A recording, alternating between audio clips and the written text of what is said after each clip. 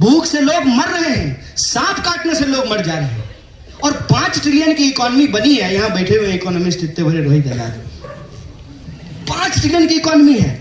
अब 5 किलो अनाज लेने के लिए 80 करोड़ लाइन में लगे हुए हैं। बताइए, देश इतना मजबूत हो गया कि 80 करोड़ लोग कौन है जो 5 किलो अनाज लेने के लिए लाइनों में लगे हुए हैं। सर, तुम कहते हो, ये आखिरी बात में बोल रहा हूं, तुम कहते हो कि जेएनयू धर्मशाला बना दें। मेरा एक जिगरी संघी दोस्त है, ये कंफ्यूज मत होना भाई, विचारधारा के आधार पर संबंध नहीं बनते हैं। विचारधारा रहते हैं, विरोध भी रहता है, सहमति रहती है, और सहमति रहती है। ये क्या लगता है, ये लोग आपस में नहीं लड़े हैं? खूब लड़े हैं। और आप लोग आपस में नहीं लड़ेंगे? लड़ेंगे। सह अस्तित्व में जीवन है। तो मेरा एक संगी दोस्त था, उससे मुझे बहस करने में बहुत मजा आता है। तो सतलज गेट पे जो है खा करके हम लोग स्पेशल डिनर के पास आ जाते थे, एकदम टहलते टहलते। बहुत समय था ना, उस समय इंस्टाग्राम था नहीं और रील बनाने आता नहीं था, और वाईफाई भी नहीं था सर हॉस्टल में। और वाईफाई को लेकर के जो है तो संघर्ष भी नहीं हुआ था, तब तो कंप्यूटर का विरोध हो रहा था। बाद में वाईफाई फ्री हो गया, सब लोग अपना लैपटॉप खरीद लिए, JRF मिल गया, बाइक खरीद लिए, आजकल अपने कमरों में रहते हैं। हेलो सर चैट पे ही होता है। सतलज से ब्रह्मपुत्रा जब गए तो चाय जाना है यादव जी की दुकान पे पीने के लिए, तो फेसबुक पे इनबॉक्स करता था, चाय पीने चलोगे? बोले इतने में तो खटखटा के कह दोगे ना बगल वाले कमरे में, ये चैट पे बोलने का क्या जरूरत है। आजकल पर्चा भी सर व्हाट्सएप पे लिखा जाता होगा, आई गेस प्रेसिडेंट बताएंगे क्या, है ना? बहुत अच्छी बात है। तो संगी मेरा जिगरी दोस्त है। संगी जिगरी दोस्त कहता था तुम लोग बहुत खराब लोग हो। हमने क्या, तुम लोग वामपंथी लोगों का यही प्रॉब्लम है। क्या प्रॉब्लम है? ये बाहर के लोग आकर के जो है यहाँ पानी ले जा रहे हैं और तुम इनको बढ़ावा दे रहे हो। जेएनयू धर्मशाला है क्या? हम बोले 5 मिनट पहले तुम हमको विधर्मी कह रहे थे। 5 मिनट पहले तुम हमको विधर्मी कह रहे थे, और 5 मिनट बाद तुम हमको कह रहे हो जेएनयू धर्मशाला है। दोनों में से एक बात बोलो ना। या तो धर्म मानते हैं, धार्मिक लोग जो है रहते हैं जेएनयू में, या धर्म विरोधी लोग रहते हैं। भाई, ये जेएनयू में पढ़ने वाले, ये जेएनयू एसयू, ये लोगों के पढ़ने के अधिकारों के लिए लड़ रहा है, और तुम लोग कहते हो जेएनयू एसयू अयासी करता है। दोनों में से कोई एक ही बात होगा ना। और एक बात यह है कि तुमको सबको नहीं देना है, और जेएनयू को ना इसकी जितनी ताकत और जितनी कुवत है ना, ये सबको देना चाहता है। इसीलिए जब हम कहते हैं वी आर जेएनयू, मतलब हम सबका जेएनयू है।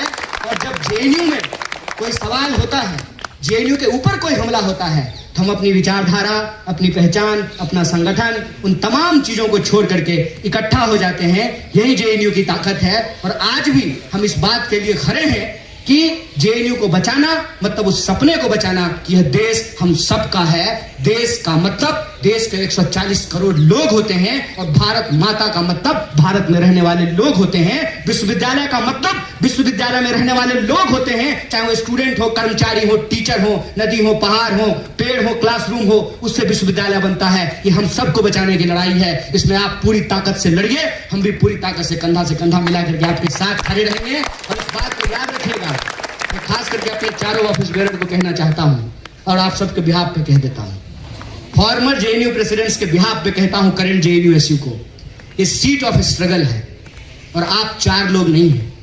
जब क्रैकडाउन हुआ 2016 में, अफरा तफरी मच गई, हर गेट पे पुलिस खड़ी थी, तो एक हमारे टीचर यही पढ़ाते हैं SSS में, सिगरेट पी रहे थे।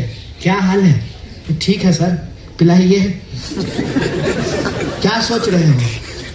बोले सर समझ में नहीं आ रहा है, बड़ा माहौल खराब है, एक फोन काटते हैं दूसरा फोन आ जाता है। अभी यहीं पे जो है दिल्ली पुलिस के भी स्टाफ घूम रहे थे, आज नाम नहीं लेंगे, नौकरी चली जाएगी। तो हम पूछे क्या माहौल है? बोला सर माहौल तो बहुत खराब है, हर तरफ से लोग जमा है, कभी भी हमला हो सकता है। हम बोले सर पता नहीं क्या करें। बोले सुनो, यही शब्द था उनका, और यही मैं आपके सामने दोहरा रहा हूं। तो सुनो, ये मत सोचना कि तुमको 1000 लोगों ने वोट दिया है, ये मत सोचना कि तुम्हारे संगठन में 10-15 लोग हैं, ये मत सोचना। ये सोचना कि तुम जेएनयू एसयू के प्रेसिडेंट हो। और जब हम जेएनयू एसयू कहते हैं ना, तो ये 2016 में नहीं है, ये आज़ादी के पहले शुरू होता है, और ये तुम्हारे मरने के बाद भी कायम रहेगा। तुम उस परंपरा के वाहक इस बात को याद रखना कि तुम सिर्फ 1000 स्टूडेंट के प्रेसिडेंट नहीं हो, तुम 8,000 स्टूडेंट के प्रेसिडेंट हो, चाहे वो एबीवीपी से भी जुड़ा हुआ क्यों नहीं है, चाहे वो तुमको वोट दिया या नहीं दिया, तुम पूरी यूनिवर्सिटी के प्रेसिडेंट हो। और तुम अगर भागे तो पूरा का पूरा यूनिवर्सिटी डिमोरलाइज होगा। तुम्हारे कंधे के ऊपर अब ये जिम्मेवारी है कि उस विरासत को, उस परंपरा को, उस सिलसिला को कायम रखो जिसको हम जेएनयूएसयू कहते हैं। तो आप 4 लोग नहीं हैं, आप जेएनयूएसयू हैं। और इस वाइस चांसलर को ये कहना चाहते हैं कि आप यहां से पढ़ी हैं। अफसोस की बात है, अगर जगदेश कुमार था तो कहते हैं ना कि गालिब दिल को बहलाने को ख्याल अच्छा था, कहते थे बाहर का आदमी है। आप तो यहां से पढ़ी है मैडम, आपको मालूम नहीं है कि जेएनयूएसयू क्या है? ये आपको क्या लगता है एक संगठन के लोग हैं? और ये बात क्या सिर्फ SSS की सीढ़ियों तक रहने वाली है? आज यहां से हम आपको ऐलान करते हैं कि अगर आप जेएनयूएसयू को बहाल नहीं करेंगे, पूरे के पूरे जेएनयूएसयू की विरासत के बिहाफ पे ये बात कहते हैं। जो यूनिवर्सिटी आज यहां पढ़ रहे बच्चों के साथ बनता है और जो लोग पढ़ के जा चुके हैं उनके बिहाफ पे कहते हैं, आपको मुंह की खानी पड़ेगी, आपको जेएनयूएसयू को बहाल करना पड़ेगा।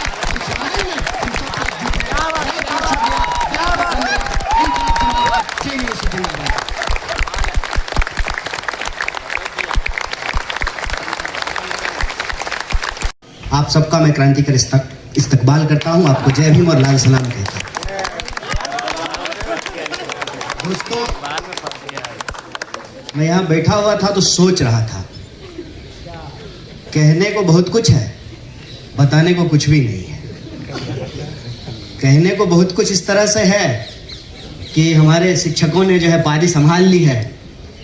तो एक बात तो सुचिता ने कह दी कि ये अपना आंदोलन तो बता रहे हैं, अपने खिलाफ होने वाला आंदोलन नहीं बता रहे हैं। लेकिन खासियत यही है जेएनयू की, इसीलिए हम आपके बीच आए हैं। आपको कुछ बताने नहीं आए हैं, आप हमसे ज्यादा समझदार हैं। और हमको भी आपकी उम्र में लगती थी कि हमको दुनिया की सबसे ज्यादा समझ है, और आपको भी लगनी चाहिए कि हम ज्यादा समझते हैं। हम बस इस सॉलिडेरिटी मीटिंग में इसलिए आए हैं कि हमारे लिए कोई करके गया और आप अपनी आने वाली पीढ़ी के लिए कर रहे हैं। जेएनयू एक सिलसिला है। अगर हम समझते हैं कि जेएनयू एक विश्वविद्यालय है तो शायद हम जेएनयू को नहीं समझ पा रहे हैं। जेएनयू एक स्पिरिट है। जेएनयू नाउम्मीदी के इस दौर में एक उम्मीद है, इसलिए हम आपके बीच में आए। और इसमें कोई दो राय नहीं है कि आप जीत जाएंगे। ये जो चारों ऑफिस बेरर हैं हमारे कॉमरेड, आप जीतेंगे। आप नहीं जीतेंगे, फिर जेएनयू जीतेगा। बस मैं आपसे 2-3 बात कहूंगा। पहला तो ये कि अभी कॉमरेड रोहित ने रजत दत्ता को याद किया। हम लोग यूनिवर्सिटी हड़ताल किए थे और ये जो जेएनयू एडमिन के सामने टी पॉइंट है वहां पे हमने उनकी गाड़ी रोक दी। सर दोपहरी में जो जा रहे थे, मस्ट भी डायबिटीज पेशेंट रहे होंगे। बहुत तेज उनको गुस्सा आया। बोले तुम लोग यूनिवर्सिटी क्यों बंद किए हो? बोले कि अपने अधिकार के लिए बंद किए हैं, पूरे एटीट्यूड में। बोले कि क्या क्या नाम है? बोले शौक से लिख लीजिए। वो सीधा वाइस चांसलर के पास गए, बाय नेम कंप्लेन कर दिया। सब जो है संगठन से 2-2 लोगों को फाइन हो गया। देखिए, समझदार वाइस चांसलर और मूर्ख वाइस चांसलर में क्या फर्क होता है ये हम आपको बताते हैं। समझदार वाइस चांसलर जो है वो ये जानता है कि किसी भी स्थिति में भद हमारी पिटनी है तो इज्जत बचा लेते हैं। उस वक्त के वाइस चांसलर बहुत समझदार थे। शिक्षक को समझाया, कंप्लेन किया, फाइन किया, और जब एडमिशन लेने के लिए दोबारा रजिस्ट्रेशन के लिए गए तो एडमिशन बोला कि फाइन दो। बोले फाइन तो नहीं देंगे, माफी मांग लेंगे। तो बताइए सावरकर और भगत सिंह में क्या फर्क रहेगा? इसीलिए हमने कहा कि जेएनयू एक सिलसिला का नाम है। तो जो है वाइस चांसलर कहा ठीक है, किसी को बताना मत, फाइन हम भर देते हैं। एक तो जो टीचर यहां साथ खड़े हैं हमारी लड़ाई में हमेशा खड़े रहे, हम इनके खिलाफ भी लड़े हैं। दूसरा कि वही टीचर जिनके खिलाफ हम लड़ते हैं, जो हमको सिखाते हैं वही सिखाते हैं कि लड़ो, सच के लिए लड़ो, न्याय के लिए लड़ो। और आजकल एक वर्ड बहुत मीडिया में चलता है ना, सनातन। क्या है सनातन? संघर्ष ही सनातन है। जब से यह सृष्टि बनी है, जब तक यह सृष्टि रहेगी, अगर कुछ सनातन है तो संघर्ष है। इसलिए संघर्ष करने से कभी मत घबराइएगा, चाहे उसका परिणाम कुछ भी हो। और जब हम जेल गए तो सबसे ज्यादा मुखर वॉइस के तौर पे अगर कोई लड़ रहा था तो रजत दत्ता लड़ रहे थे। यहां से हम उनको याद कर रहे हैं। इसीलिए हमने कहा कि जेएनयू एक सिलसिला है और उस सिलसिले में हमको 2-3 बात समझनी है। ये कोई नई बात नहीं है। हम लोग यहाँ कुछ हजार लोग बातचीत कर रहे हैं और ब्रह्मपुत्रा के सामने लाल बेंच पे बैठ करके 3-4 लोग कह रहेगा, ये वामपंथियन सब जो है ना, इनको कोई काम नहीं है। भाई अब तो मैं कांग्रेस में हूं। तो ये ना हमेशा होता है। कुछ लोग लड़ते हैं, कुछ लोग उस लड़ाई का फल खाते हैं और कुछ लोग फल खाने के बाद भी उसका मजाक उड़ाते रहते हैं। इसकी परवाह मत कीजिए, लड़ते रहिए। और कोई बाहर मुझे पूछता है, मेरी अंग्रेजी बहुत अच्छी है, बहुत शानदार है, इतनी अच्छी है कि मैं आज तक उसको बोलने का हिम्मत नहीं जुटा पाया। और जेएनयू से मेरा जो कहिए एक ना लव हेट रिलेशनशिप है। मोहब्बत भी इतनी भी है और गुस्सा भी कभी कभी बहुत आता है। हम बताते हैं 18 में पीएचडी करके हम पहली बार किसी पब्लिक इवेंट में आए। 8 साल के बाद पहली बार आए।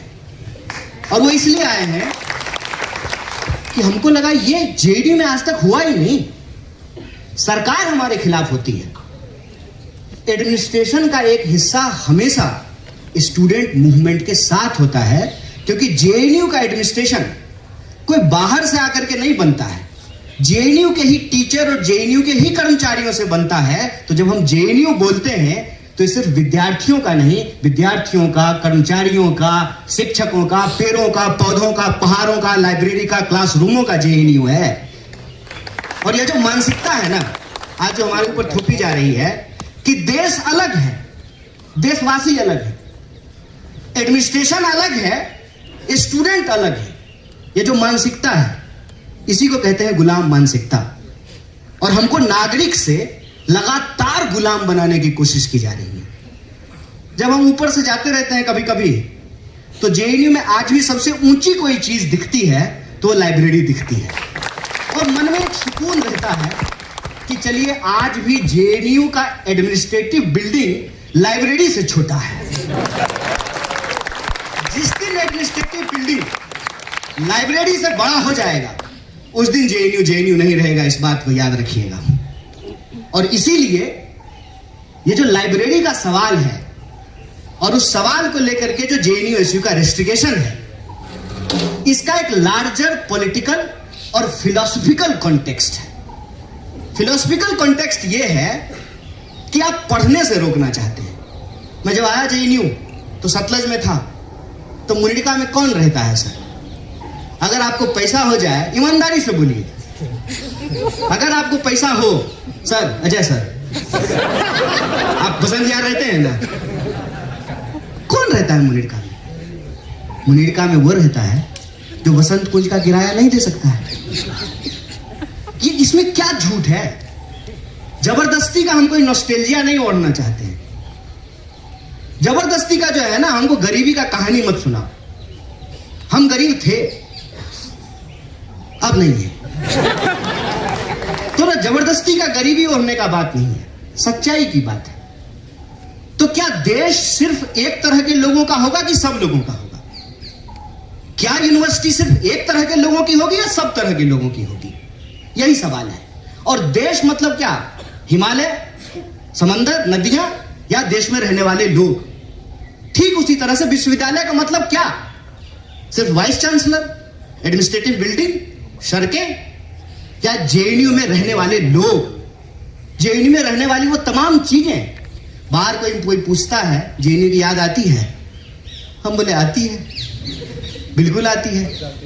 जेएनयू नहीं होता तो हम नहीं होते। अब इसमें अच्छी भी बात भी है और बुरी बात भी है। इसीलिए हमने कहा कि लव हेट रिलेशनशिप है। तो बता क्या खास है जेएनयू का। और ये मैं मेटाफोरिकल नहीं बोल रहा हूं, इसको मेटाफोरिकली मत समझिएगा।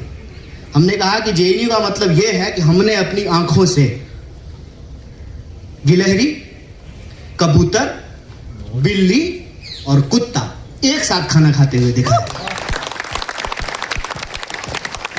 ये मैं मेटाफोरिकली नहीं बोल रहा। बिहार का एक सुदूर देहात का आदमी हिंदी भी जोड़ जोड़ करके बोलता है, हिंदी बोलते बोलते भोजपुरी बोलने लगता है। वो अंग्रेजी की पीएचडी स्कॉलर केरला की लड़की से शादी किया। बताइए जेएनयू में ही संभव है? नहीं है।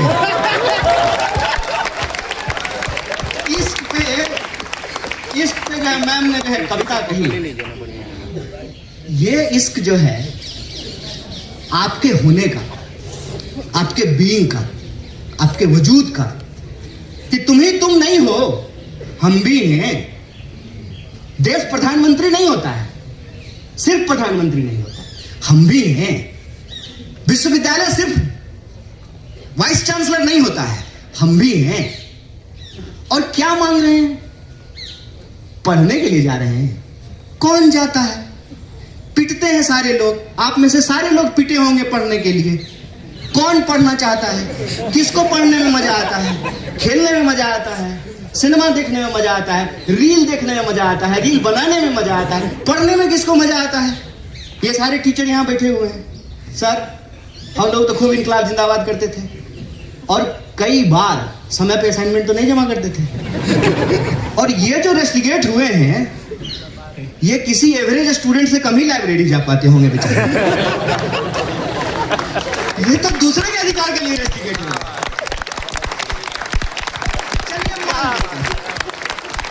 चलिए मान लेते हैं जगह कम है। अरे तो मई की दोपहरी में, जेठ की दोपहरी में ज्यादा से ज्यादा क्या करेगा? भात खा लिया है तो सो जाएगा लाइब्रेरी में, नाक बजाने लगेगा, बगल वाला उठा देगा, ए भाई आवाज कर रहे हो, और क्या ले लेगा? मुनीरका में कौन लोग रहता है? ये हमेशा से हम सुने हैं, इसीलिए बात हम बोल रहे हैं। ये पीछे किसी चाय की दुकान पे, लाइब्रेरी कैंटीन में, कहीं किसी हॉस्टल के सामने बैठ करके, ताप्ती के सामने, कहीं 5 लोग, क्या हो रहा है? अरे आए हैं कुछ लोग नेतागिरी छांटने, इनको कोई काम है क्या? और उनको बड़ा काम है, यहां से निकल करके पता नहीं क्या कर लिए हैं। हम सबको देख रहे हैं, सबको देख रहे हैं, ठीक है? तो ये हमेशा से बोलते हैं। वो क्या करते, मैं सत्तर रहता था, लोग पानी का ठंडा बोतल सब भर करके लेके चले जाते थे। कुछ लोग गेट पे खड़ा हो जाता था, हटाओ निकालो पानी, तुम पानी पी जाओगे तो हम क्या पिएंगे? अरे तो तुम नहाओगे क्या कूलर के पानी से? एक बोतल कोई पानी भर करके चला गया, क्या बिगड़ जाएगा? ये मानसिकता का सवाल है। और आपने अंग्रेजी में कहा ना फ्यूडलिज्म, तो मत इतना भारी जार्गन तो मैं इस्तेमाल नहीं करता हूं सर। हमको मिल गया, दूसरे को नहीं मिले, ठीक है? और कुछ लोग तो ये जन्म के आधार पे ले लेते हैं। बताइए, देखे एक वीडियो, एक महिला अपना जाति बता रही थी। हमने कहा दोस्त इसमें तेरा क्या रोल है? मम्मी पापा को थैंक यू बोलो ना। किसी के पैदा होने में, बताइए मेरे पैदा होने में मेरा क्या रोल है? अब उसके आधार पर मुझे कुछ मिल गया है तो ये गिनाने वाली बात है। और मजेदार बात जान लीजिए, सिर्फ इतने तक नहीं रुकते हैं, और दूर चले जाते हैं, कोई और महान चीज से अपने आप को जोड़ देते हैं। राम परशुराम, कोई ऋषि मुनि, पता नहीं कहां चले जाते हैं। अरे कुछ अपने लाइफ में भी तो पैदा कर लो, कुछ अपने जीवन में अचीवमेंट कर लो, ताकि अपना परिचय बता सको। माना कि तुमने मेहनत करके जेएनयू में एडमिशन लिया, बहुत धन्यवाद, तुम्हारी काबिलियत, तुम्हारे मेरिट को सैल्यूट। तुम उतना ही मेरिटोरियस है जितना मेरिटोरियस देश के प्रधानमंत्री हैं, माना। और इतना मेरिटोरियस है कि इजराइल के प्रधानमंत्री को इंप्रेस करने के लिए डांस कर रहे हैं। हमने कहा देखिए यही ट्रेडिशन। अब देखिए 2 सिलसिला है, एक सिलसिला जेएनयू का सिलसिला है। यहां श्रीमती इंदिरा गांधी के बारे में बोला जा रहा था और हम चुपचाप सुन रहे थे। यह जेएनयू का सिलसिला है। और एक सिलसिला आदरणीय वाइस चांसलर, क्या नाम है उनका? अच्छा, शांति श्री तो एक तो और तो कुछ समय के बाद से ना ऐसे वाइस चांसलर आ रहे हैं सर कि उनका नाम लेने के लिए डिक्शनरी खोलना पड़ेगा। तो एक उनका सिलसिला है, जेएनयू के विरोध का सिलसिला, ये आइडिया का लड़ाई है। उसमें क्या है ना कि प्रधानमंत्री डांस करते हैं इजराइल को इंप्रेस करने के लिए, वाइस चांसलर डांस कर रहे हैं प्रधानमंत्री को इंप्रेस करने के लिए। और क्या हो रहा है मुझे बता दीजिए तो जरा।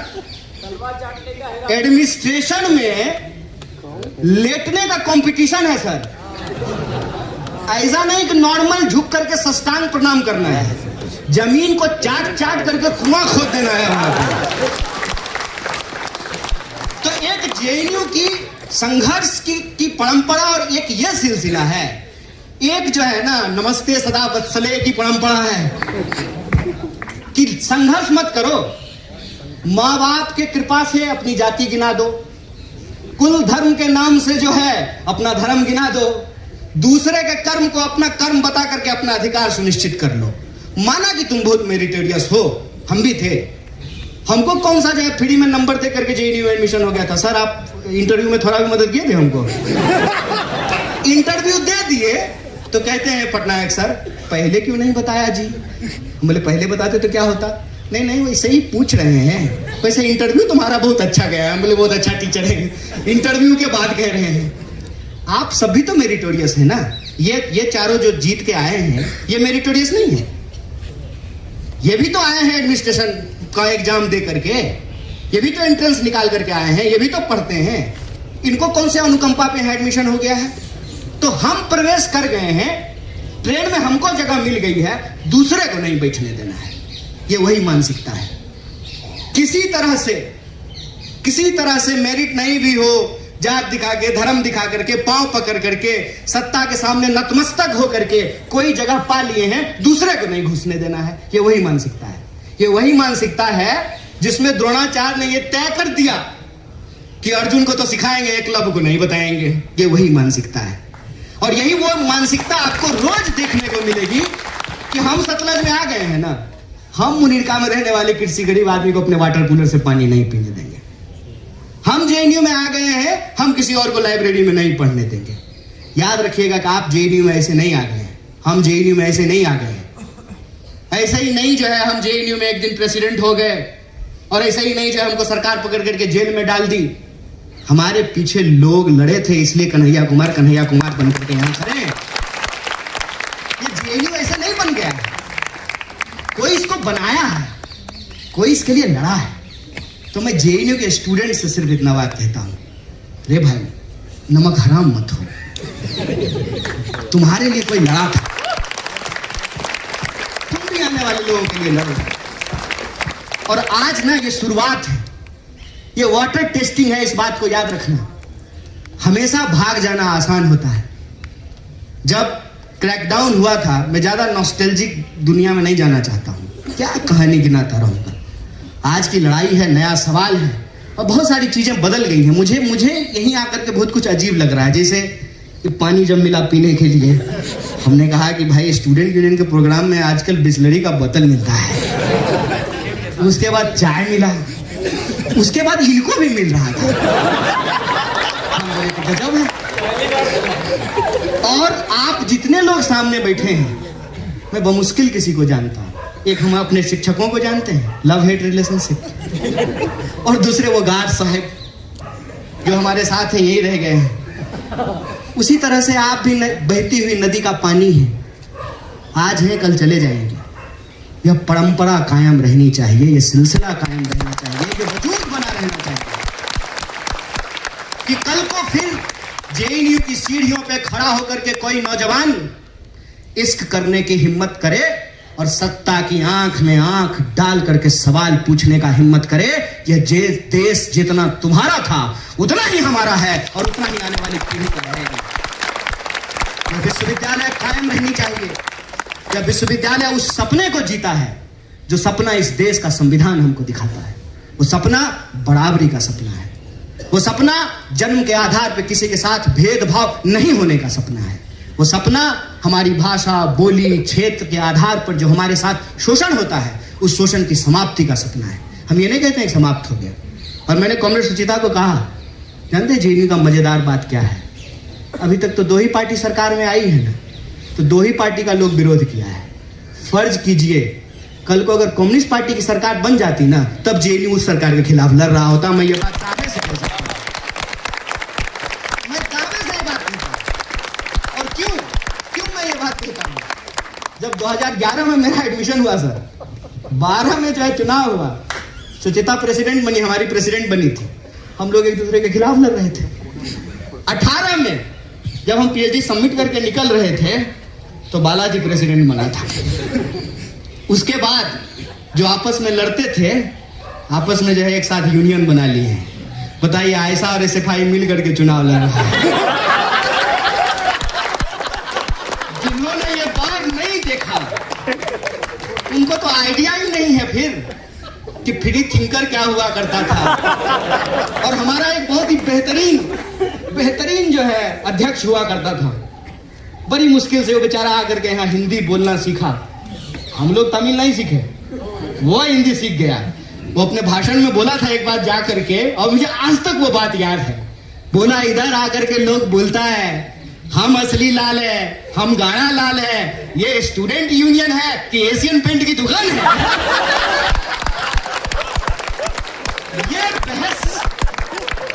ये बहस हमेशा इस विश्वविद्यालय में रहेगा। और इसीलिए नेहरू की जो प्रतिमा लगी हुई है, उस प्रतिमा के बाहर एक बात लिखी हुई है, क्रिटिकलिटी को प्रोटेक्ट करना, क्रिटिकल अंडरस्टैंडिंग को आगे बढ़ाना ही विश्वविद्यालय का काम है।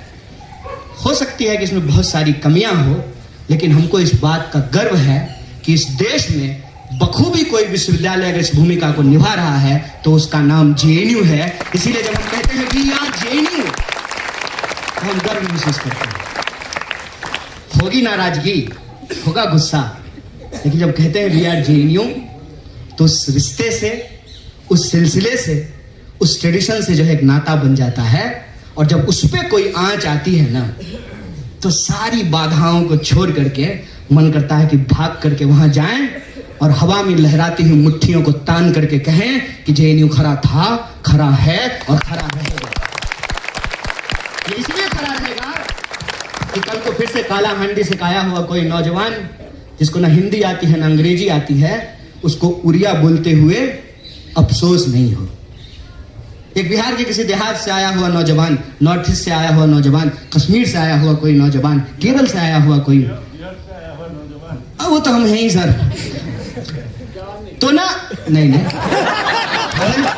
Young sir, age is number, young is feeling.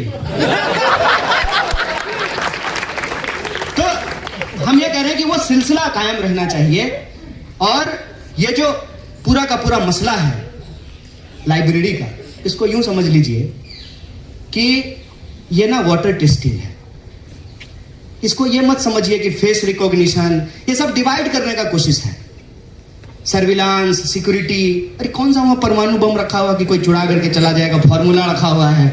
वो तिरंगा सिनेमा में एक नहीं था कि हमने जो है सर्किट निकाल लिया है, फ्यूज कंडक्टर, कौन सा फ्यूज कंडक्टर वहां रखा हुआ है? कौन किताब चुराता है? किताब ही तो सर एक ऐसी चीज है, कोई चुराता नहीं है, आप कहीं छोड़ करके चले जाइए। तो लाइब्रेरी रोक रहा है, ये अभी लाइब्रेरी रोक रहे हैं। असल बात मैं बार बार जो कहता हूं, देखिए हम लोग एक बड़े नाटक का छोटा सा पात्र है, बहुत छोटा सा। Privatisation of profit, socialisation of loss, monopoly of power. और ये जो एप्स्टीन में निकल करके सामने आ रहा है ना, ये इसकी हकीकत कि दुनिया भर के चोर जो हैं ये एक इकट्ठा है, मोदी जी भी, और चारागाह बना लेना चाहते हैं दुनिया को। और विश्वविद्यालय उनके आंखों में खटकता है, क्योंकि विश्वविद्यालय आपको सवाल पूछने के लिए सिखाता है, विश्वविद्यालय आपको क्वेश्चन करने के लिए सिखाता है। और जैसा प्रोफेसर पटनायक ने कहा कि टीचर की ताकत स्टूडेंट है, स्टूडेंट की ताकत विश्वविद्यालय का ताकत समाज है। इसीलिए आप बार बार देखेंगे कि विश्वविद्यालय को समाज से काटने की कोशिश की जाती है। ये एक डेलिबरेट अटेम्प्ट था कि जेएनयू को बदनाम किया जाए। और ये बात मैं बार बार कहता हूं कि किसी विधवा की जमीन कब्जा करना हो ना, तो उसको चरित्रहीन और डायन बताना जरूरी है। समाज में उसको लेकर के डर हो कि अपना पति खा गई, अब तुम्हारा पति खा जाएगी। और जब ये डर समाज में कायम हो तो समाज और विश्वविद्यालय अलग हो जाते हैं। फिर जब विश्वविद्यालय पर हमले होते हैं सरकार के द्वारा तो विश्वविद्यालय के साथ कोई खड़ा नहीं होता है। और असल बात यह है कि ये जो पूरा का पूरा लूट का मामला है, बसंत कुंज जैसी जगह पे आप में से बहुत सारे लोग हवाई जहाज चढ़े होंगे, ऊपर से जाते हैं कितना सुंदर लगता है। खाली कंक्रीट ही कंक्रीट है। दो ही जगह ग्रीनरी नजर आती है, एक जगह जहां आदरणीय राष्ट्रपति रहती हैं, दूसरी जगह आदरणीय वाइस चांसलर रहते हैं। क्यों नहीं खटकेगी? सर आप लोग तो घर लिए होंगे ना, बाहर में बुक तो कराए होंगे ना, आप बाहर ही रहते हैं ना, तो सर 3-4 करोड़ में तो फ्लैट मिलता होगा बसंत कुंज में। 4.5 करोड़ खरीद लिया क्या भाई? 4.5 करोड़ में फ्लैट मिलता है सर। ये 1000 एकड़ जमीन है। आपको क्या लगता है उनको लाइब्रेरी में घुसने से प्रॉब्लम है? ना ना, आप कालाहांडी से चल करके, नागालैंड से चल करके, कश्मीर से चल करके, बिहार से चल करके, आप जो तमिलनाडु से चल करके यहां आकर के पढ़ते हैं और यहां पर रह रहे हैं। वाह कमाल बात है। सड़क के इस तरफ जो है इतना सस्ता जो है, आप जो है खुले आसमान के नीचे जो है ना ओपन बार का मजा ले रहे हैं, और सामने जो है एक एक गिलास का जो 500-500 रुपया देना पड़ रहा है। सामने मॉल है ना, कैसे बर्दाश्त करेगा लोग? कैसे बर्दाश्त करेगा लोग? इसको आप छोटी लड़ाई मत समझिए, ये आपके पढ़ने के अधिकार पर हमला है। सरकार नहीं चाहती है कि आप पढ़ें, सरकार नहीं चाहती है कि आप सवाल पूछें। और देखिए हम तो एक पार्टी में हैं जो पार्टी सरकार चलाती है, कहीं कहीं मैं आपको एक रूलिंग क्लास मेंटालिटी के बारे में बताना चाहता हूं। पीपल आर बर्डन, लोग बोझ हैं, लोग बोझ हैं, और खास करके गरीब लोग बोझ हैं। और गरीब लोगों को ला करके जेएनयू पढ़ाती है। आप दीजिए ना 50 लाख रुपया महीना, 50 लाख साल, आपको पता चलेगा। हम आए थे सर मगध यूनिवर्सिटी से, आए यहां पे जो है इंटरव्यू देने के लिए। ये बाबा गंगनाथ मार्ग पर सर हम 3 बार घूम गए, हमको जेएनयू का गेट ही नहीं मिला। हमको लगा कि देश की इतनी बड़ी यूनिवर्सिटी है, कोई शानदार गेट होगा, हम बार बार सामने से गुजर जाएं, हमको जेएनयू मिला ही नहीं। तो हमने एक भाई से पूछे कि भाई जेएनयू कहाँ है? तो बोला कौन सा? बोले कौन सा? एक ही जेएनयू है। बोला नहीं 2 है। बोले 2 है? हमको तो एक ही पता है। बोला एक ओल्ड है एक न्यू है। अब हम कंफ्यूज हो गए, नए में जाएं कि पुराने में? हमने कहा नए में चलते हैं। तब न्यू इंडिया नहीं आया था सर। तब अगर न्यू इंडिया होता तो क्लैरिटी होती, पहले ही बोल देते न्यू में। तो बोले न्यू में। तो वापस इसी गेट पे बोले हम यहां से, तो हम 3 बार गुजर गए। वहां गए हम डरते डरते, अभी हमारे गार्ड साहब हमको इतना प्यार से बतियाए हैं, ठीक है ना। गार्ड के पास हम डरते डरते गए। गरीब आदमी ना पहले से डरा रहता है कि कोई डांट ना दे, कोई ह्यूमिलिएट ना कर दे, कोई भगा ना दे, कोई मुंह पे दरवाजा ना बंद कर दे। ये होता है, कॉन्फिडेंस नाम का कोई चीज होता है। ये एक आध साल यहां रहने के बाद समझ में आया था। तो डरते डरते गार्ड के पास गए कि डांट ना दे। हम बोले कि जेएनयू यही है? बोले जी यही है। बोले इतना आदर से बात कर रहा है, ये तो मनुष्य समझ रहा है। आपको कहां जाना? ये हमको आपको कह रहा है। हम बोले सर। बोला सर मत कहिए। बोले नहीं आप सर हैं, हमको सबको सर कहने की आदत है।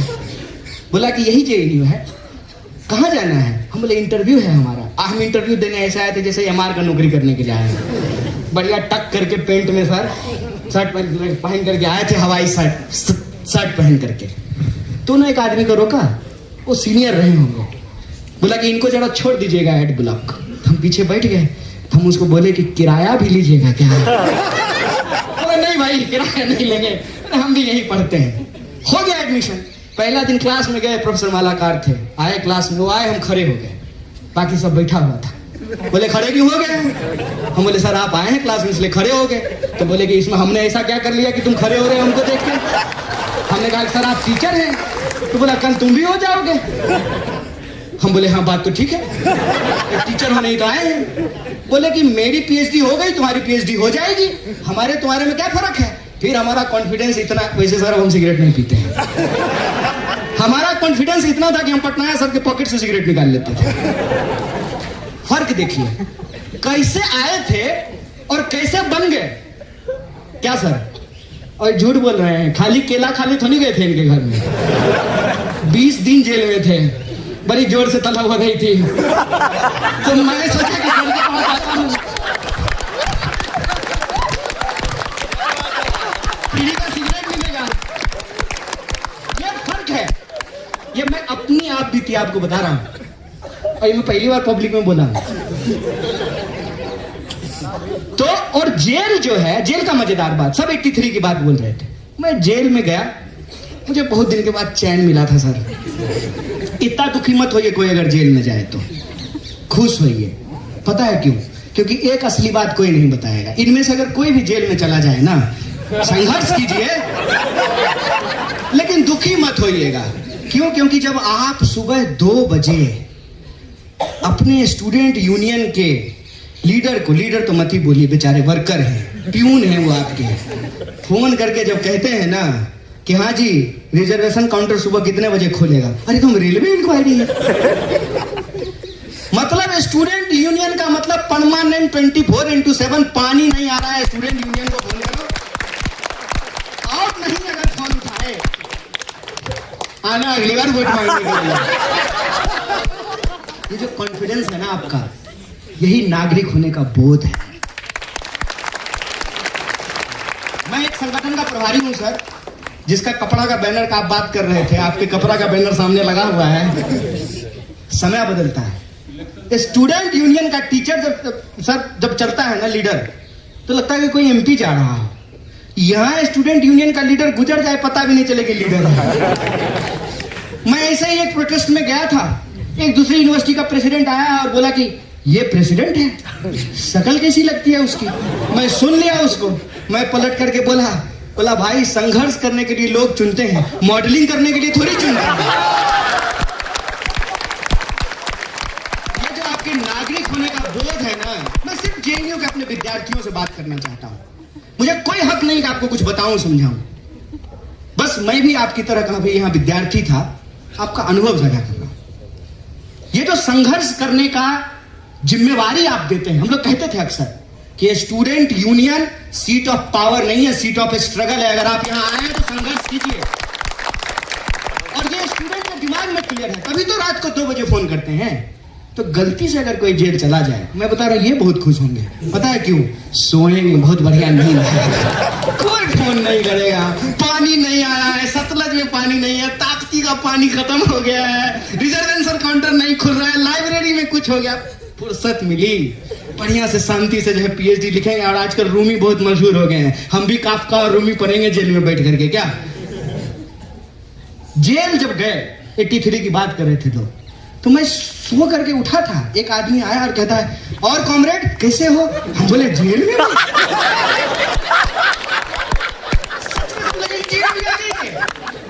वो आदमी आया, बोला कि अरे रे घबराओ नहीं। बोले नहीं घबरा तो नहीं रहे, घबराना होता तो जेल में थोड़ी होते, घबराना होता तब थोड़ी जेल में होते, घबरा गए तब कहाँ, घबरा गए तो सरकार में होते, जेल में थोड़ी।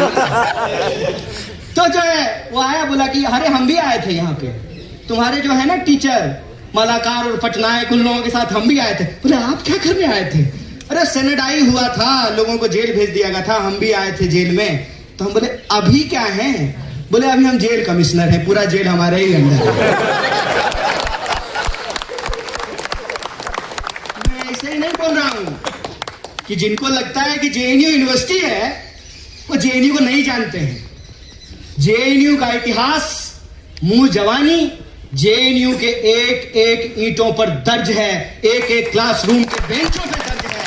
और जो लोग यहां आए उनका सौभाग्य, वो उनकी जिंदगी के सबसे बेहतरीन दिनों में से एक है। इसीलिए प्यार